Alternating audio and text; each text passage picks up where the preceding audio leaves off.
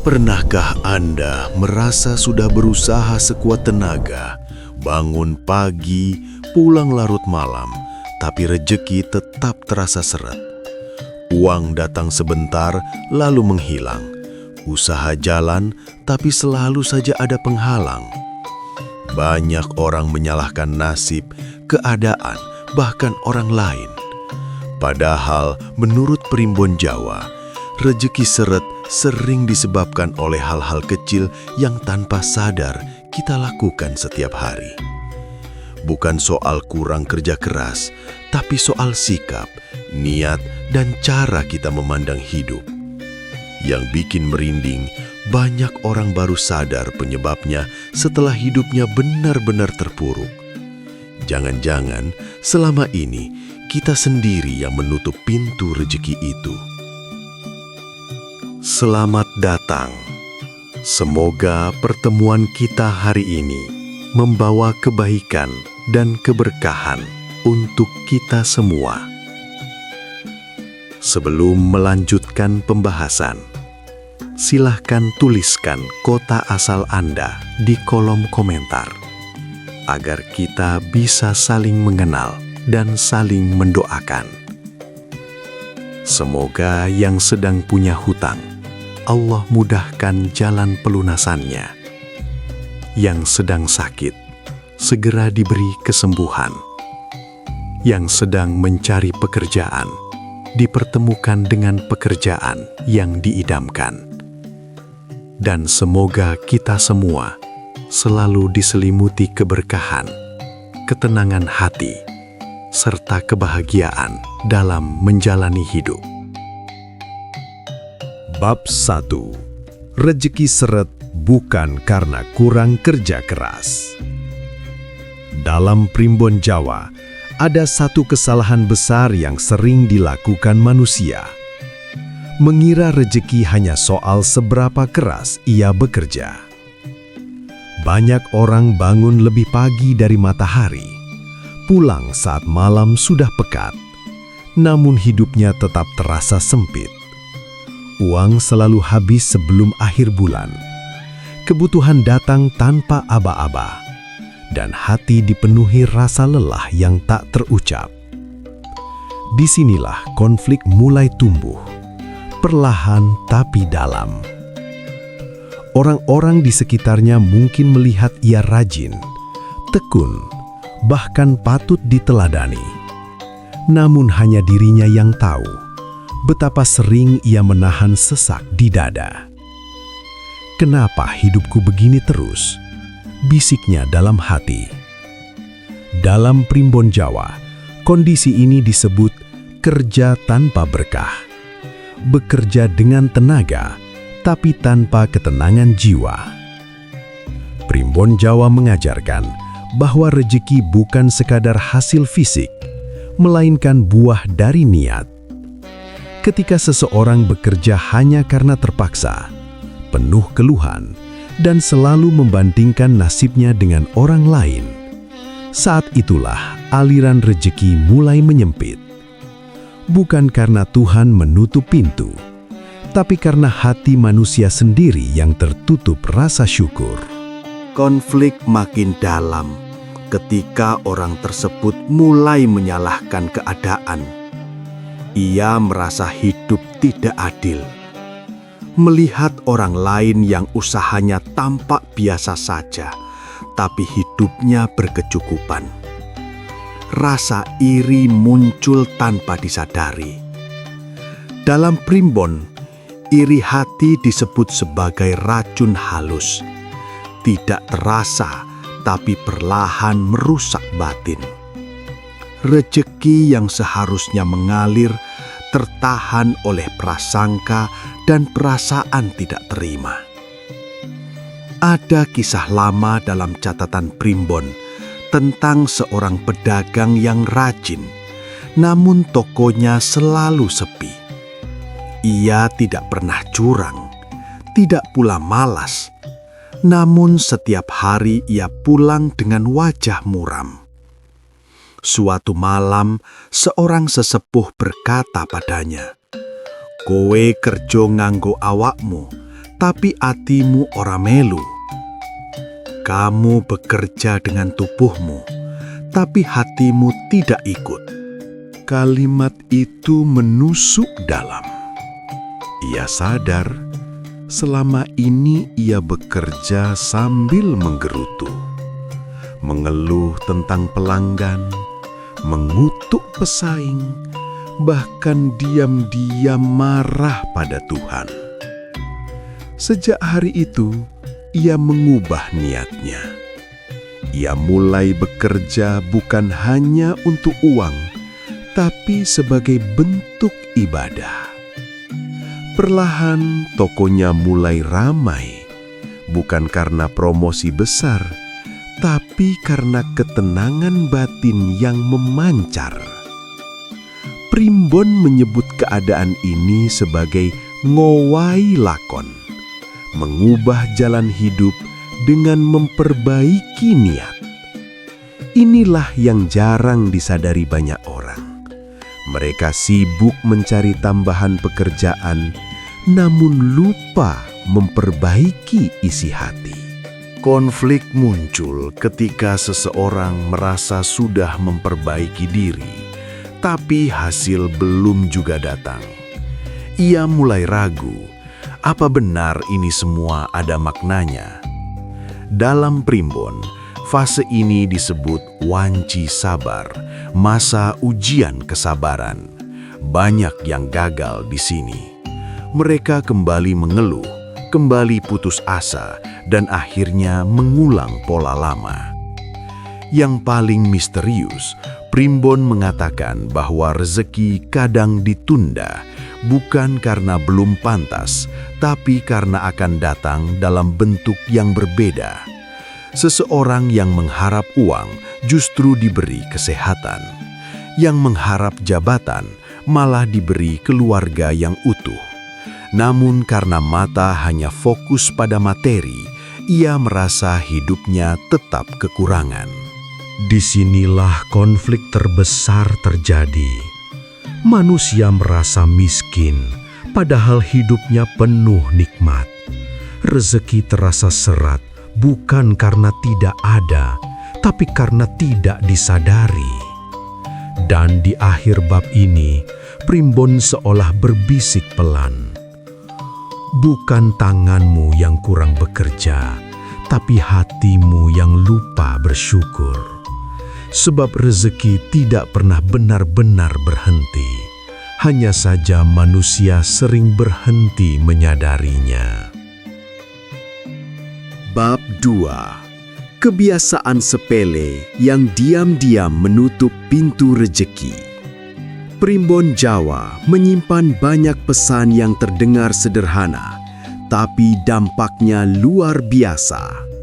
Salah satunya tentang kebiasaan kecil yang sering diremehkan manusia. Bukan perbuatan besar, bukan dosa berat, tapi hal-hal sepele yang dilakukan setiap hari. Anehnya, justru inilah yang paling sering menjadi penghalang rezeki. Konflik dimulai ketika seseorang merasa hidupnya baik-baik saja. Ia tidak mencuri, tidak menipu, rajin bekerja, tapi tetap saja rezeki seperti enggan mendekat. Dalam Primbon disebutkan, ada perilaku yang membuat energi kehidupan menjadi berat tanpa disadari. Contohnya suka mengeluh, berbicara kasar, meremehkan orang lain, dan sering berprasangka buruk.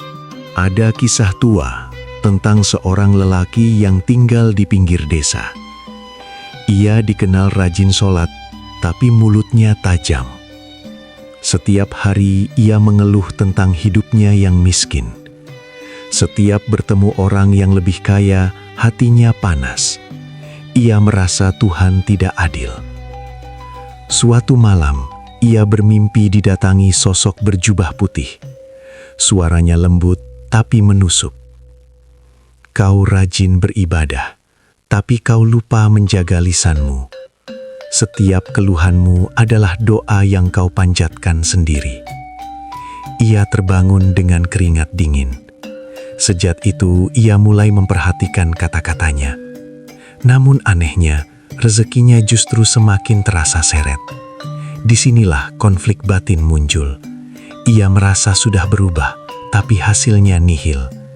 Ia mulai ragu, bahkan hampir kembali ke kebiasaan lama. Primbon menjelaskan, perubahan tidak selalu langsung berbuah. Ada masa ngresiki batin, membersihkan hati. Dalam masa ini, seseorang akan diuji dengan rasa kecewa.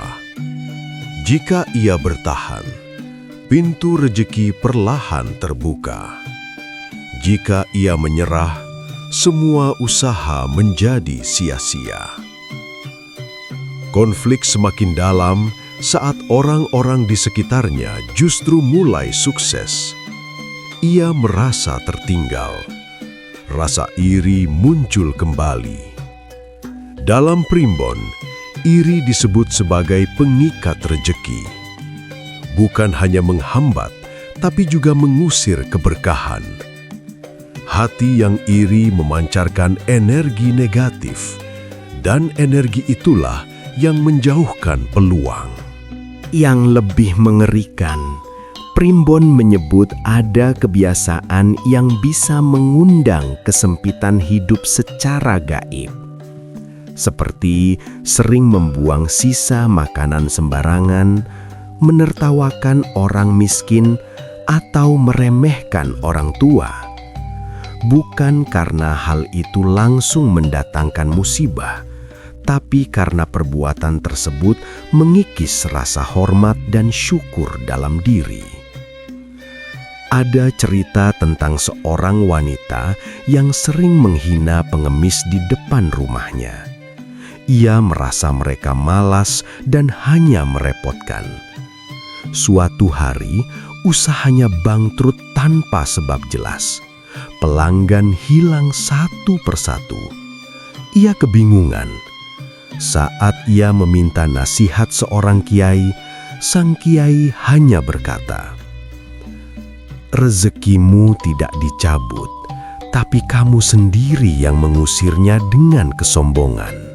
Kalimat itu menghantam hatinya. Ia teringat semua ucapan kasarnya. Sejak itu, ia mulai berubah. Ia belajar merendahkan hati, berbagi meski sedikit. Butuh waktu lama, tapi perlahan hidupnya membaik. Primbon menegaskan, rejeki tidak suka pada hati yang keras. Ia mendekat pada mereka yang lembut, sabar, dan ikhlas. Konflik muncul ketika manusia ingin hasil cepat, tapi enggan berubah sungguh-sungguh. Mereka ingin kaya, tapi tidak mau memperbaiki sikap. Dalam fase ini, banyak yang jatuh. Mereka kembali menyalahkan keadaan. Padahal yang perlu diperbaiki adalah diri sendiri. Inilah ujian paling berat, melawan ego. Dan di akhir bab ini, Primbon berbisik pelan. Jika hidupmu terasa sempit, jangan buru-buru menyalahkan langit. Bisa jadi, tanganmu sendiri yang menutup pintu rejeki itu. Bab 3. Pantangan tak terlihat yang diam-diam menyempitkan jalan hidup. Dalam Primbon Jawa, ada hal yang jarang dibicarakan orang, pantangan hidup. Bukan pantangan besar seperti mencuri atau berbuat zolim, tapi larangan-larangan kecil yang sering dianggap tak masuk akal. Padahal menurut leluhur, pantangan ini menyimpan makna mendalam. Bukan soal takut mistis semata, tapi tentang menjaga keseimbangan hidup. Konflik bermula saat seseorang merasa hidupnya terus terhambat. Ia sudah memperbaiki niat, menjaga lisan, bahkan mulai berbagi. Namun tetap saja, rejeki terasa enggan mendekat. Disinilah Primbon menyebutkan adanya larangan yang dilanggar tanpa sadar. Salah satu pantangan yang sering disepelekan adalah makan sambil berdiri atau berjalan tergesa-gesa. Dalam Primbon, hal ini dianggap simbol ketidaksabaran dan kurang menghargai rejeki. Makanan bukan sekedar pengisi perut, tapi titipan dari Tuhan. Ketika seseorang memakannya dengan tergesa sambil mengeluh, itu seperti menolak keberkahan yang ikut turun bersamanya. Ada kisah tentang seorang karyawan yang selalu makan terburu-buru. Baginya, waktu lebih penting dari segalanya. Ia sering melewatkan doa sebelum makan. Suatu hari, ia jatuh sakit. Usahanya macet, tabungannya habis. Saat berkonsultasi dengan seorang sesepuh, ia hanya diberi pesan sederhana. Kau terlalu tergesa dalam hidup, bahkan rezeki pun kau usir dengan kesibukanmu sendiri. Kalimat itu menghantam jiwanya. Ia sadar, selama ini ia selalu merasa dikejar waktu, lupa bersyukur, lupa menikmati apa yang dimiliki. Pantangan lain yang jarang disadari adalah tidur setelah subuh.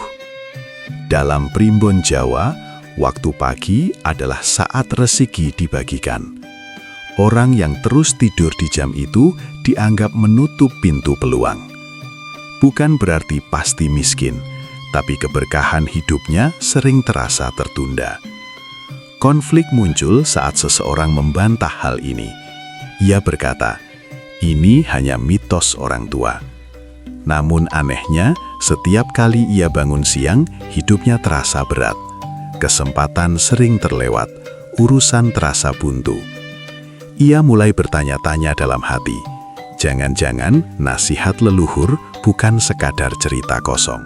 Pantangan berikutnya yang lebih mengerikan, menyapu di malam hari. Dalam Primbon, ini dianggap menyapu keberkahan keluar rumah. Bukan soal mistis semata, tapi filosofi bahwa malam adalah waktu istirahat, bukan waktu membuang rezeki. Mereka yang sering melanggar tanpa alasan penting, hidupnya sering terasa bocor secara finansial. Ada cerita seorang ibu yang rajin menyapu setiap malam. Rumahnya bersih, tapi uangnya selalu habis tanpa sebab. Usaha suaminya sering merugi. Saat seorang dukun sepuh datang, ia hanya tersenyum. Kau rajin membersihkan rumah, tapi lupa menjaga waktu. Rezekimu ikut tersapu keluar. Sejak itu, sang ibu mengubah kebiasaan. Ia hanya menyapu pagi dan sore. Perlahan, hidupnya mulai terasa lebih lapang. Bukan langsung kaya, tapi tidak lagi sesempit dulu. Konflik makin dalam ketika orang mulai merasa terjebak antara logika dan kepercayaan leluhur. Mereka ragu, takut dianggap kuno. Namun, dalam Primbon, bukan soal percaya buta, melainkan menghormati kebijaksanaan masa lalu. Leluhur mengamati hidup bertahun-tahun, mencatat pola yang berulang, lalu menurunkannya sebagai nasihat. Pantangan lain yang sering dilanggar adalah bersiul di dalam rumah malam hari.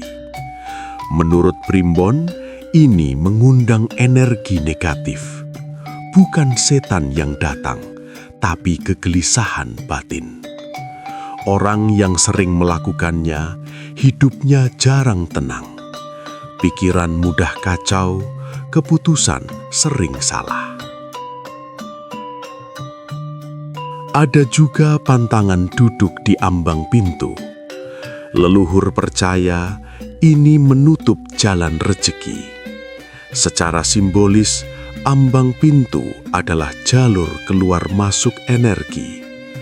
Duduk di sana berarti menghalangi aliran kehidupan. Yang paling menyentuh, Primbon menegaskan, pantangan bukan untuk ditakuti, tapi untuk dipahami.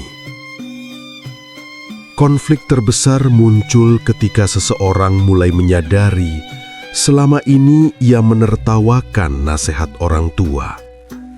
Ia merasa paling benar, paling modern, tapi justru hidupnya paling berantakan. Di titik terendah, ia teringat semua pesan yang dulu diabaikan. Di akhir bab ini, Primbon berbisik lirih. Kadang bukan musibah yang mendekat, tapi kita sendiri yang memanggilnya lewat kebiasaan kecil yang kita remehkan. Bab 4. Rumah yang diam-diam menyimpan penghalang rezeki. Dalam Primbon Jawa, rumah bukan sekedar tempat berteduh. Ia adalah wadah energi kehidupan. Setiap sudut, setiap benda, bahkan arah pintu menyimpan makna.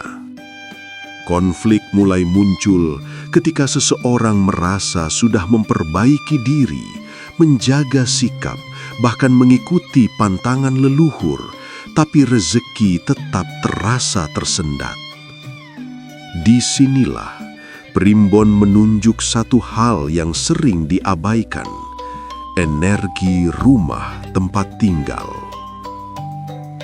Ada kisah tentang seorang pria yang hidupnya selalu pas-pasan. Ia rajin ibadah, bekerja keras, tak pernah berbuat curang. Tapi anehnya, setiap kali uang datang, selalu habis tanpa sebab jelas. Usaha yang dibangun bertahun-tahun sering jatuh di detik terakhir. Ia mulai curiga ada yang tidak beres. Hingga suatu hari, ia didatangi seorang sesepuh desa. Sesepuh itu hanya berdiri di depan rumah, memejamkan mata, lalu berkata lirih, "Rumahmu menahan rezekimu sendiri." Kalimat itu membuat pria itu merinding. Ia tak mengerti. Rumahnya tampak biasa saja, bersih, rapi, tidak angker.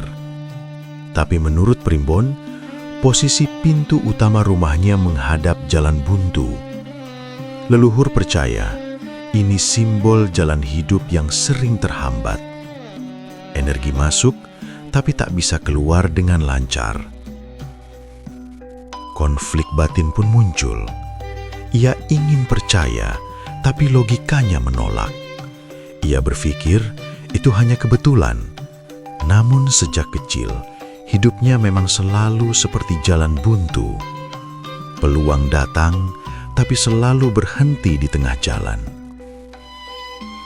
Primbon juga menyebut benda-benda tertentu bisa mengikat rezeki, seperti cermin retak, jam mati yang tak pernah diperbaiki, atau barang rusak yang sengaja disimpan. Benda-benda itu memancarkan energi stagnan. Hidup pun ikut mandek. Ada cerita tentang seorang wanita yang menyimpan dompet lama robek di dalam lemari. Ia menggunakannya bertahun-tahun meski sudah rusak. Uangnya selalu habis, gajinya tak pernah cukup. Saat seorang tetua melihat dompet itu, ia berkata, "Dompetmu rusak, tapi kau tetap memakainya. Kau seperti berkata pada semesta bahwa kau siap hidup kekurangan." Kata-kata itu menusuk. Wanita itu menangis. Ia tak pernah berpikir sejauh itu. Sejak hari itu, ia mengganti dompetnya. Anehnya, bukan langsung kaya, tapi uangnya tak lagi cepat habis. Ada perubahan kecil, tapi nyata. Konflik makin menegang ketika seseorang menemukan benda pemberian orang yang sudah meninggal di rumahnya. Dalam primbon, benda warisan harus dirawat atau disedekahkan dengan niat baik. Jika tidak, energinya bisa mengikat batin pemilik baru. Bukan roh gentayangan, tapi rasa takut, sedih, dan beban emosional. Ada pria yang menyimpan cincin milik ayahnya yang meninggal dengan penuh rasa bersalah. Ia sering mimpi buruk, usahanya hancur. Saat berkonsultasi, sesepuh berkata, "Kau bukan menghormati ayahmu, tapi mengikat dirimu sendiri dengan kesedihan."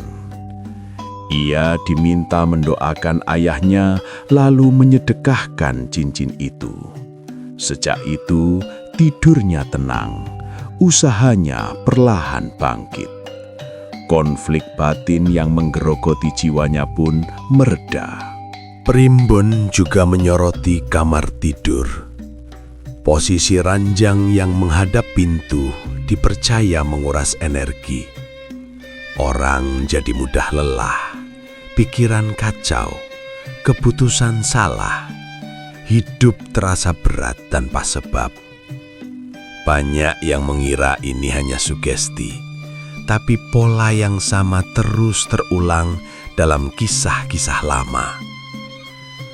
Yang paling menyeramkan, Primbon menyebut ada rumah yang menyimpan energi iri dari pemilik sebelumnya. Bukan makhluk halus, tapi bekas pertengkaran, keserakahan, dan air mata. Jika tak dibersihkan secara spiritual, penghuni baru akan ikut merasakannya. Konflik besar muncul ketika seseorang sadar mungkin bukan dirinya yang salah, tapi lingkungan yang ia tempati menyimpan beban masa lalu. Namun mengakui itu berarti harus berubah, pindah, atau memperbaiki rumah, dan tidak semua orang siap. Di akhir bab ini, Primbon berbisik pelan. Jika hidupmu terasa sempit, coba lihat sekelilingmu. Bisa jadi bukan dunia yang menjauh, tapi tempatmu berpijak yang menahan langkahmu. Bab 5. Ternyata selama ini bukan itu penyebabnya. Di titik ini, seseorang mulai merasa lelah. Ia sudah memperbaiki niat, menjaga lisan, mematuhi pantangan, bahkan membersihkan energi rumah. Semua anjuran Primbon sudah dicoba. Namun anehnya, hidupnya masih terasa berat. Rezeki belum juga deras seperti yang diharapkan. Disinilah konflik terbesar muncul, rasa putus asa. Ia mulai bertanya dalam hati, kalau semua sudah kulakukan, lalu apa lagi yang salah? Malam itu, ia duduk termenung di sudut rumah. Hujan turun pelan, seolah ikut menangis bersamanya. Ia merasa dikhianati oleh harapan sendiri. Semua orang berkata perubahan butuh waktu, tapi hatinya lelah menunggu. Ia ingin hasil sekarang juga. Dalam keheningan itu, ia teringat masa kecilnya. Kata-kata orang tuanya yang dulu sering ia abaikan. Tentang doa yang ditinggalkan. Tentang sholat yang sering ditunda. Tentang hati yang makin jauh dari Tuhan. Dadanya sesak. Ia sadar, selama ini ia sibuk memperbaiki luar, tapi lupa membersihkan hubungannya dengan Sang Pemberi rezeki. Disinilah plot twist mulai terkuak. Primbon Jawa ternyata menyimpan pesan paling dalam yang jarang dibicarakan. Semua usaha lahiriah akan sia-sia jika hubungan batin dengan Tuhan rusak.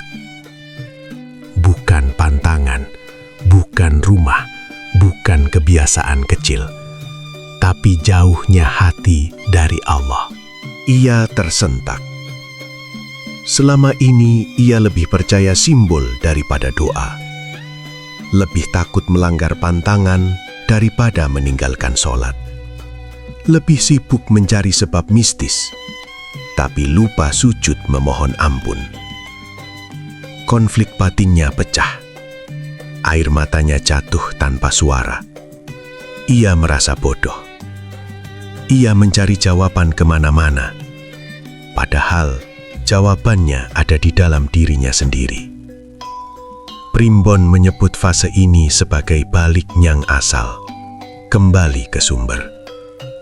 Semua ilmu, semua petuah leluhur, ujungnya tetap satu, ingat kepada Tuhan. Ia mulai berubah, bukan karena takut miskin, tapi karena rindu pada ketenangan. Ia sholat bukan lagi sebagai kewajiban, tapi sebagai tempat pulang. Ia berdoa bukan karena butuh uang, tapi karena ingin dekat dengan Sang Pencipta. Dan disinilah keajaiban terjadi. Bukan uang yang datang duluan, tapi ketenangan hati. Ia mulai merasa cukup, tidak lagi membandingkan hidupnya dengan orang lain, tidak lagi iri. Ia bekerja dengan ikhlas. Aneh tapi nyata, justru setelah ia berhenti mengejar rizki itu datang sendiri. Seorang teman lama menghubunginya, menawarkan kerjasama, sebuah peluang yang dulu tak pernah ia bayangkan. Usahanya yang hampir mati, tiba-tiba hidup kembali. Bukan karena strategi baru, tapi karena ia menjalaninya dengan hati yang tenang. Primbon menuliskan, rezeki paling besar bukan uang, tapi hati yang ridho. Plot twist paling mengejutkan pun terungkap.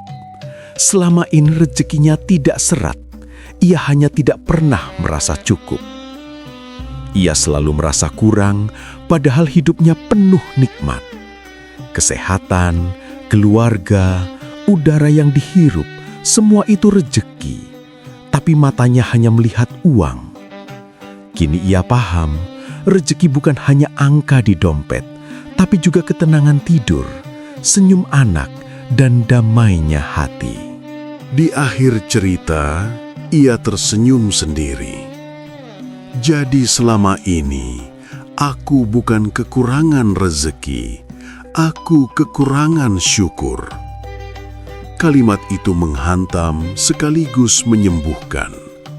Dan Primbon seakan menutup kisah ini dengan bisikan lirih. Ketika hatimu kembali pada Tuhan, rezeki tak perlu dikejar, ia akan menemukanmu sendiri. Di akhir pembahasan ini, kita bisa mengambil satu pelajaran penting, bahwa sebesar apapun usaha kita, semua akan terasa hampa jika tidak dibarengi dengan keimanan dan rasa syukur kepada Allah Subhanahu wa Ta'ala.